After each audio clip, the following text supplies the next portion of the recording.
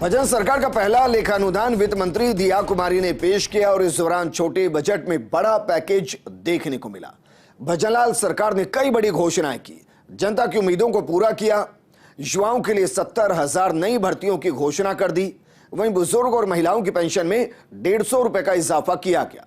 वित्त मंत्री ने कहा कि किसानों के लिए गोपाल क्रेडिट कार्ड स्कीम भी शुरू होगी और 5 लाख गोपालकों को कर्ज दिया जाएगा। जयपुर में मेट्रो के विस्तार की मंजूरी दी गई।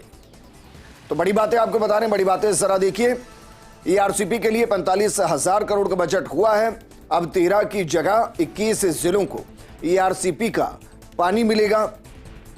इसके अलावा अगर बात की जाए तो अगले 4 साल में 20,000 गांव में जल संरक्षण ढांचे तैयार किए जाएंगे।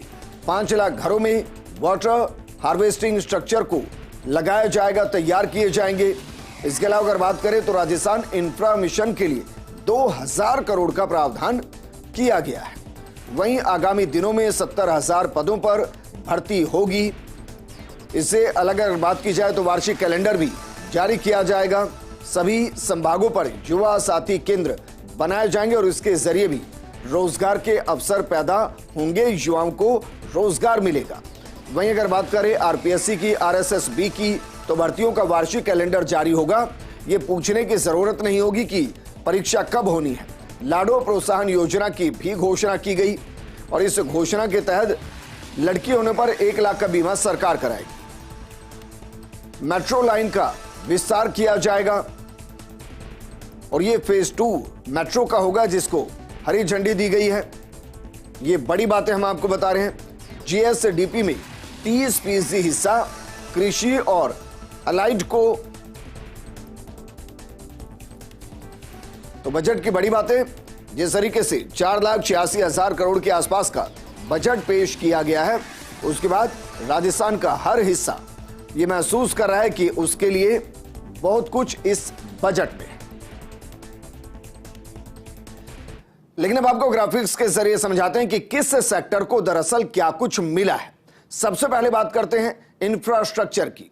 दरअसल इंफ्रास्ट्रक्चर की अगर बात करेंगे तो जरा देखिए, ईआरसीपी के लिए बजट को बढ़ाया गया है। ईआरसीपी पूर्वी राजस्थान की एक महत्वपूर्ण योजना है। 37,250 करोड़ से बढ़ाकर 45,000 करोड़ इसका बजट किया गया है। दिल्ली में इसका डीपीआर तैयार हो रहा है। मध्य प्रदेश और केंद्र मिलकर राजस्थान में कैसे इसको एग्जीक्यूट किया जाए, इसको लेकर बजट तैयार यहां बढ़ा दिया गया और वहां डीपीआर तैयार हो रही है। बात करते हैं कि किस तरीके से 13 की जगह 21 जिलों को ईआरसीपी का लाभ मिलेगा। दरअसल गहलोत सरकार कई नए जिले बनाकर गई है।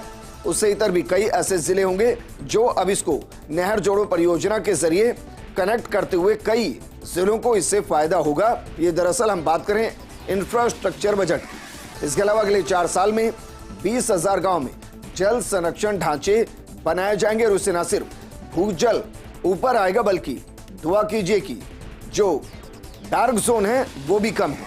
5 लाख घरों में वाटर हार्वेस्टिंग स्ट्रक्चर लगेंगे, यानी कि 5 लाख घर ऐसे होंगे जिनको पानी के लिए कहीं जाने की जरूरत नहीं होगी। इसके अलावा बात करते हैं सड़क विकास के लिए अतिरिक्त प्रावधान किए गए हैं, क्योंकि क्षेत्रफल के आधार पर राजस्थान बहुत बड़ा है और अभी भी बहुत से ऐसे इलाके हैं जिनको सड़क से जोड़ना बेहद जरूरी है और इसलिए अतिरिक्त प्रावधान किए गए हैं। स्टेट रोड फंड में 1,500 करोड़ का अतिरिक्त प्रावधान किया गया है और इसका फायदा यकीनन उन जगहों को होगा जो अभी भी वहां सड़क पहुंचने का इंतजार कर रहे हैं। राजस्थान इंफ्रा मिशन की भी घोषणा इस बजट के अंदर की गई है। इसके अलावा अगर बात करें और तो 2,000 करोड़ के प्रावधान की घोषणा इंफ्रा मिशन के लिए की गई है और उससे इंफ्रास्ट्रक्चर मजबूत होगा। अगले वित्त विकास के लिए 300 करोड़ का प्रावधान किया गया और हम सिर्फ एक सेक्टर की बात करें, इंफ्रास्ट्रक्चर के सेक्टर की। मेट्रो लाइन का विस्तार होगा। इसका भी जो प्रपोजल एक तरीके से तैयार हो रहा है और आज घोषणा इसकी हुई है। जयपुर के पास विकसित होगी वर्ल्ड क्लास हाईटेक सिटी और इससे न सिर्फ जयपुर को फायदा होगा बल्कि उस इलाके को भी फायदा होगा जहां इंफ्रास्ट्रक्चर के काम होते हुए नजर आएंगे। जयपुर में 100 करोड़ से सेंटर ऑफ एक्सीलेंस बनेगा, इसका भी फायदा होगा। इंफ्रास्ट्रक्चर जितना मजबूत होगा उतना फायदा होगा। राजकीय शिक्षण संस्थाओं के लिए 250 करोड़ का प्रावधान किया गया है। इससे न सिर्फ शिक्षण व्यवस्था सुधरेगी बल्कि विद्यार्थियों को फायदा होगा। भवन निर्माण और अन्य सुविधाओं के लिए 250 करोड़ का बजट इस लेखानुदान में रखा गया है। जयपुर, बीकानेर, भरतपुर में अटल इनोवेशन सेंटर की घोषणा की जाएगी। यह भी इंफ्रास्ट्रक्चर से जुड़ी एक बड़ी घोषणा। 20 मंदिर आशा केंद्रों के विकास के लिए 30 करोड़ का बजट। और दरअसल इनमें वो मंदिर भी हैं जो अभी बहुत ज्यादा विख्यात नहीं है लेकिन उनका इतिहास बेहद वृद्ध है। 10 म्यूजियम, आर्काइव, गैलरी के लिए 50 करोड़ का प्रावधान किया गया है। वहीं अगर अन्य मदों की बात की जाए तो महाराणा प्रताप से जुड़े क्षेत्रों के लिए महाराणा प्रताप टूरिस्ट सर्किट बनाया जाएगा और इससे महाराणा प्रताप की जो ख्याति है उसको एक सर्किट के माध्यम से ही समझा जा सकता है। सर्किट का मतलब होता है महाराणा प्रताप से जुड़े जितने भी मॉन्यूमेंट होंगे, जितनी भी जगह होंगे, उनको एक साथ कनेक्ट कर दिया जाएगा। इसके लिए 2 करोड़ का बजट का प्रावधान किया गया है। प्रदेश में सशस्त्र सेवा संग्रहालय के लिए भी 2 करोड़ का प्रावधान दिया गया है।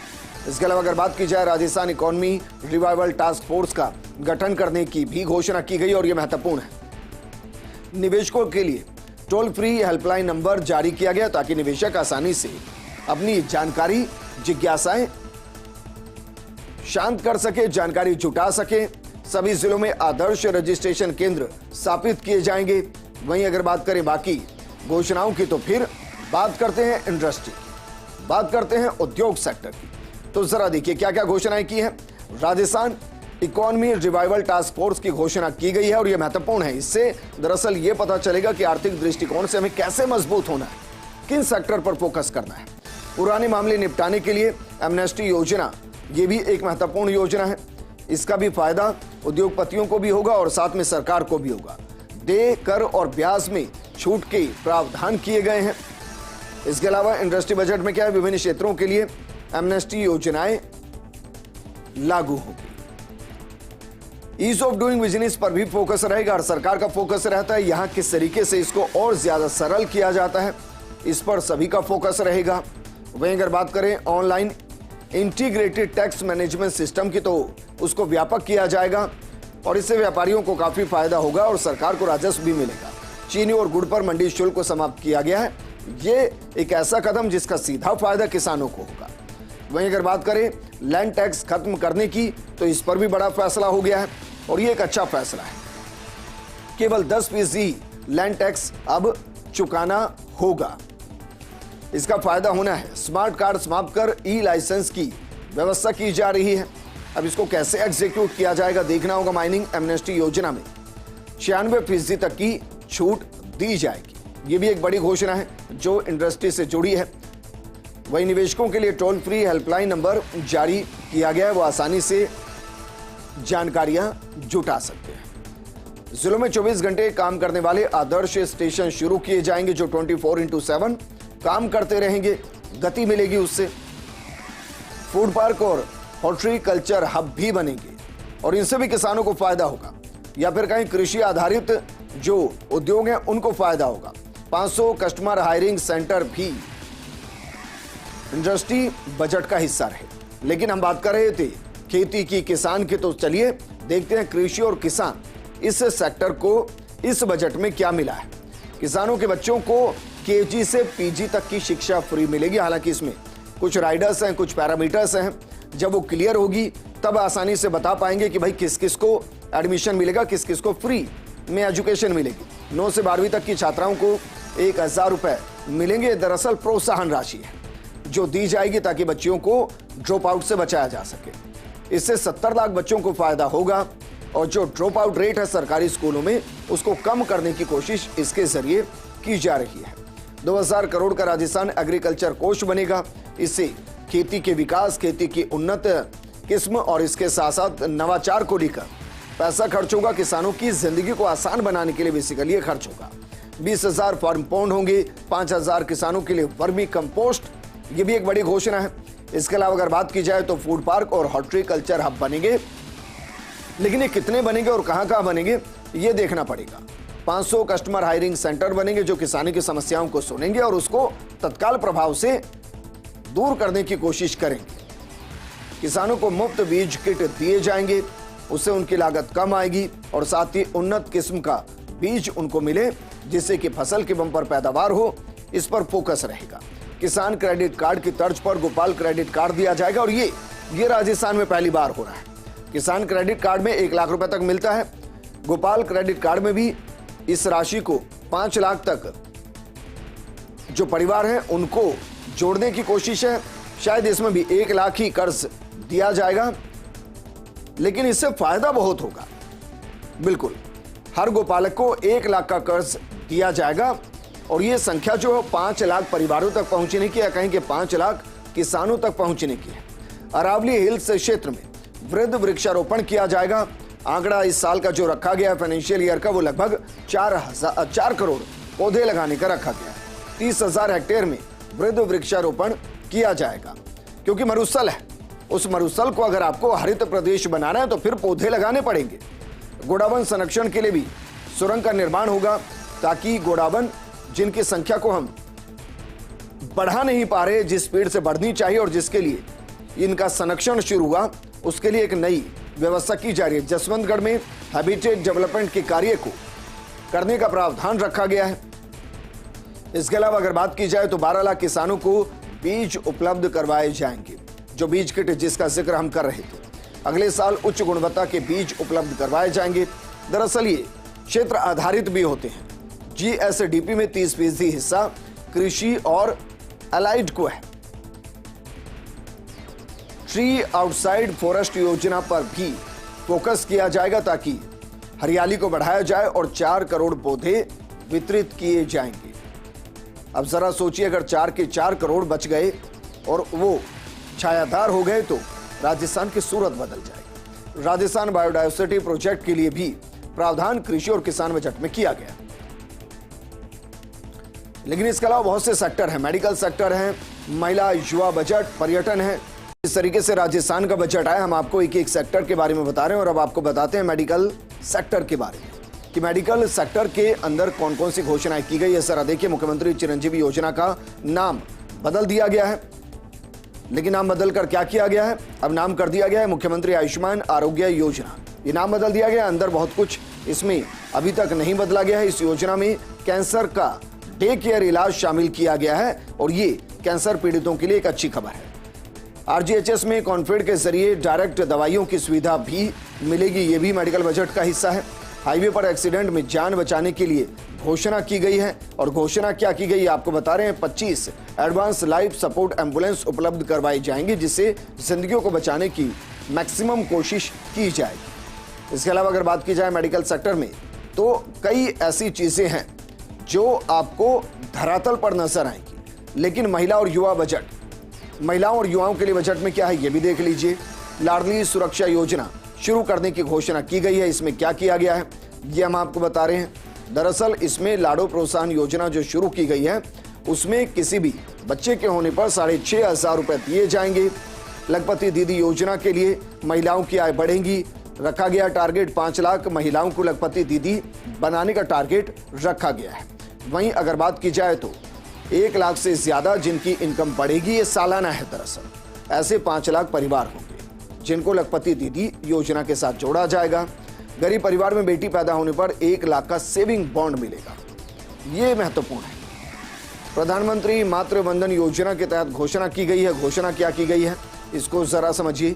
घोषणा दरअसल की गई है कि महिलाओं को पहले प्रसव पर 6,500 रुपए मिलेंगे। ये 6,000 नहीं है, ये दरअसल 6,500 रुपए हैं जो मिलेंगे। ब्लॉक स्तर पर एक आंगनबाड़ी को आदर्श बनाया जाएगा। इससे भी जो बच्चे हैं जो आंगनबाड़ी जाते हैं उनको सुविधाएं मिलेगी। हर जिले में anti Romeo squad women health desk बनाई जाएगी। इससे न सिर्फ मंचलों पर लगाम कसेगी बल्कि महिलाओं को इंसाफ भी जल्दी मिलेगा। राजस्थान के बेरोजगारों के लिए बड़ी घोषणा की गई है। घोषणा की गई है 70,000 पदों पर भर्ती निकाली जाएगी। इसके अलावा एक और महत्वपूर्ण घोषणा की गई है। महत्वपूर्ण घोषणा है कि संभागों में युवाओं की काउंसलिंग की जाएगी ताकि उनको ज्यादा से ज्यादा रोजगार परक बनाया जा सके। युवा साथी केंद्रों की स्थापना का भी प्रस्ताव रखा गया है।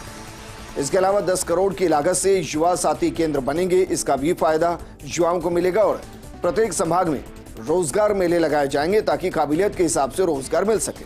और काबिलियत को तराशने के लिए स्किल डेवलपमेंट प्रोग्राम शुरू किए जाएंगे, जिनके जरिए स्किल को ब्रशअप किया जाएगा। आरपीएससी, आरएसएस, बीएम की भर्तियों का वार्षिक कैलेंडर जारी होगा। सबको पता होगा कौन सी भर्ती कब होनी है, तारीख पहले से पता होगी। महिला हेल्प डेस्क बनाई जाएगी, जहां महिला अपनी सीधी शिकायत कर सकती है बिना हिचकिचाहट के।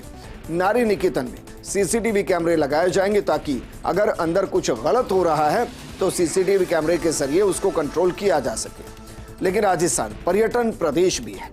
18 करोड़ से ज्यादा पर्यटक पिछले साल यहां आए थे। 10 लाख म्यूजियम और आर्काइव गैलरी के लिए 10 करोड़ का प्रावधान किया गया है। महाराणा प्रताप पर्यटन सर्किट विकसित करने के लिए 2 करोड़ रुपए का प्रावधान किया गया है। इसके अलावा अगर बात की जाए तो महाराणा प्रताप टूरिस्ट सर्किट विकसित करने के लिए 100 करोड़ का प्रावधान किया गया है। प्रदेश में सशस्त्र सेवा संग्रहालय के लिए 2 करोड़ रुपए का प्रावधान किया गया है। 20 प्रसिद्ध मंदिरों का विकास करने के लिए 315 करोड़ का बजट दिया गया है। प्रदेश में आर्म्ड फोर्सेस म्यूजियम के लिए डीपीआर बनेगी। जोधपुर के खेजड़ली में अमृता देवी बिश्नोई देसी प्लांट केंद्र बनाया जाएगा। लेकिन कहते हैं ना कि जो खेलेगा नहीं वो आगे बढ़ेगा कैसे। तो जरा देखिए खेल बजट में क्या क्या है। खेल बजट में है कि प्रदेश के लिए मिशन ओलंपिक 2028 की घोषणा की गई है। इसके तहत जो बड़ी घोषणा है वो ये है कि 50 युवा ओलंपिक के लिए ट्रेन किए जाएंगे और उसका सारा खर्चा राज्य सरकार उठाएगी। इसके लिए जयपुर में सेंटर ऑफ एक्सीलेंस बनाया जाएगा, जहां बच्चे ट्रेनिंग करेंगे। बालिकाओं के लिए स्पोर्ट्स सेंटर भी खोला जाएगा ताकि उनको भी आगे बढ़ाया जा सके। 25-25 करोड़ की लागत से स्पोर्ट्स सेंटर खोले जाएंगे। हालांकि ये कहां-कहां खोले जाएंगे इसका बजट के अंदर जो जिक्र है वो हम आपको बताएंगे। लेकिन शिक्षा और रोजगार के लिए क्या कुछ खास है ये आपको बता रहे हैं। शिक्षा बजट में दरअसल सीमांत किसानों के बच्चों की फ्री शिक्षा होगी। अल्प आय वर्ग के बच्चों को भी फ्री शिक्षा होगी। केजी से पीजी तक शिक्षा फ्री मिलेगी। पहली से 8वीं के स्टूडेंट्स को 1000 रुपए की सहायता मिलेगी। 9वीं से 12वीं तक की छात्राओं को 1000 रुपए मिलेंगे। इससे 70 लाख बच्चों को सीधा सीधा फायदा होता हुआ नजर आएगा। लेकिन एम्प्लॉयमेंट बजट में क्या क्या है जी हम आपको बताते हैं, जरा देखिए। एम्प्लॉयमेंट बजट के अंदर है कि युवाओं के लिए 70,000 नई भर्तियों की घोषणा की गई है। आरपीएससी की परीक्षा का वार्षिक कैलेंडर जारी होगा। कर्मचारी चयन आयोग की परीक्षा का भी कैलेंडर जारी होगा। हर जिले में रोजगार मेले लगेंगे। स्किल डेवलपमेंट प्रोग्राम लगाए जाएंगे। 10,000 युवाओं को गाइड हॉस्पिटैलिटी की ट्रेनिंग दी जाएगी। इसके अलावा आपको सुनाते हैं कि वित्त मंत्री दिया कुमारी ने क्या कुछ कहा, सुनिए सर। इन सेतु जल संग्रहण करना भी अति आवश्यक है। हमारी सरकार के पिछले कार्यकाल में जल संग्रहण एवं संरक्षण के लिए मुख्यमंत्री जल स्वावलंबन अभियान की शुरुआत की गई थी। अब मैं पुनः आगामी वर्ष से लगभग 11,200 करोड़ रुपए की राशि से मुख्यमंत्री जल स्वावलंबन अभियान 2.0 शुरू किए जाने की घोषणा करती हूँ।